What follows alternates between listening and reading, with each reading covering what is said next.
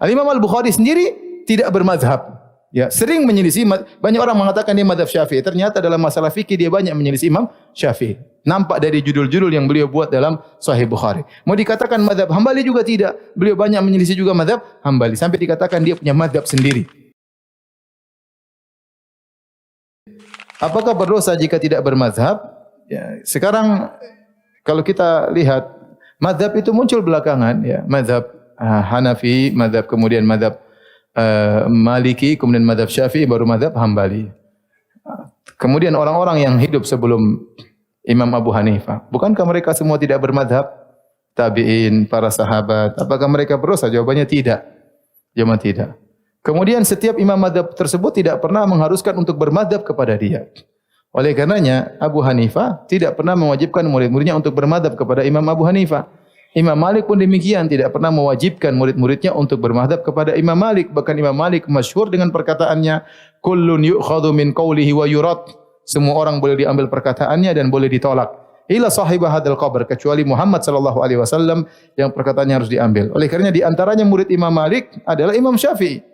Imam Syafi'i berguru kepada Imam Malik dan berguru kepada muridnya Abu Hanifah. Dia berguru kepada Muhammad bin Hasan Asy-Syaibani, salah seorang murid dari Abu Hanifah yang masyhur, yaitu di antaranya Muhammad bin Hasan Asy-Syaibani. Kemudian dia berguru juga kepada Imam Malik, maka kemudian Imam Syafi'i membuat madrasah baru, madzhab baru. Dia tidak buat, tetapi dia jadi guru yang baru dengan metode ilmu yang baru sehingga jadilah madzhab apa? Syafi'i. Apakah dia tidak taat sama Imam Malik? Karena Imam Malik memang tidak pernah menyuruh dia harus ikut saya, tidak ada. Di antara murid Imam Syafi'i namanya Imam Ahmad bin Hanbal. Imam Ahmad bin Hanbal juga tidak ngekor kepada Imam Syafi'i. Buktinya muncullah madzhab baru namanya madzhab apa? Ahmad bin Hanbal. Berarti Imam Syafi'i tidak pernah menyuruh muridnya untuk harus ikut sama dia. Buktinya Imam Ahmad punya madzhab tersendiri. Dan ternyata madzhab bukan cuma 4, ada madzhab Zahiriyah, ada madzhab Abu Thawr. Dan dahulu banyak ulama yang masing-masing mewakili madzhab. Seperti sering dinukil ucapan mereka oleh Imam Abu Isa At-Tirmidzi dalam Sunan Tirmidzi. Ada pendapat Ishaq bin Rahuya, gurunya Imam Bukhari. Kemudian ada Sufyan bin Uyainah, ada madzhab Tsauri. Dinukil masing-masing ini. Itu kedudukan mereka sama dengan Syafi'i, dengan Ahmad, dengan Malik. Semuanya sama, tetapi mereka ini muridnya tidak mengembangkan ilmu mereka. Ishaq bin Rahuya tidak ada ilmunya yang dikembangkan, dilanjutkan, sehingga begitu saja tinggal pendapat mereka namun tidak berkembang. Berbeda dengan Imam Abu Hanifah, Imam Malik, Imam Syafi'i, Imam Ahmad, murid-muridnya mengembangkan ilmu mereka sampai jadilah suatu apa? Mazhab. Padahal mereka tidak pernah buat namanya pertemuan, ayo kita bikin mazhab. Enggak, tapi itu berjalan dengan natural, dengan sendirinya. Karena ilmunya berkembang, maka ini metode Imam Syafi'i, metode Imam Ahmad, metode Imam Malik, metode Imam Abu Hanifah misalnya. Al-Imam Al-Bukhari sendiri tidak bermazhab. Ya, sering menyelisih. Banyak orang mengatakan dia mazhab Syafi'i. Ternyata dalam masalah fikih dia banyak menyelisih Imam Syafi'i. Nampak dari judul-judul yang beliau buat dalam Sahih Bukhari. Mau dikatakan mazhab Hambali juga tidak. Beliau banyak menyelisih juga mazhab Hambali sampai dikatakan dia punya mazhab sendiri. Imam Al-Bukhari menunjukkan tidak wajib untuk bermadhab. Tetapi orang kalau belajar fikih dianjurkan bermadhab terlebih dahulu dalam rangka untuk memudahkan belajar. Dalam rangka untuk memudahkan apa? Belajar. Seandainya ada seorang dia menguasai kitab fikih tertentu, apa madhab Hambali atau madhab Syafi'i atau madhab Maliki, bagus. Setelah itu baru kemudian dia melebar kepada yang lainnya, itu mempermudah dia untuk belajar agama.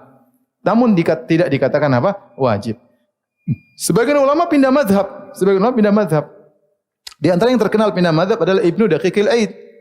Ibnu Daqiqil Aid tadinya bermadhab Maliki, kemudian pindah ke madhab Syafi'i. Namun dalam syarah beliau terhadap Umdatul Ahkam, sebagaimana saya sering baca dahulu, beliau terkadang menyelisih Imam Malik dan beliau terkadang menyelisih Imam Syafi'i. Kata beliau, Imam Syafi'i berkata demikian dan dia menyelisih.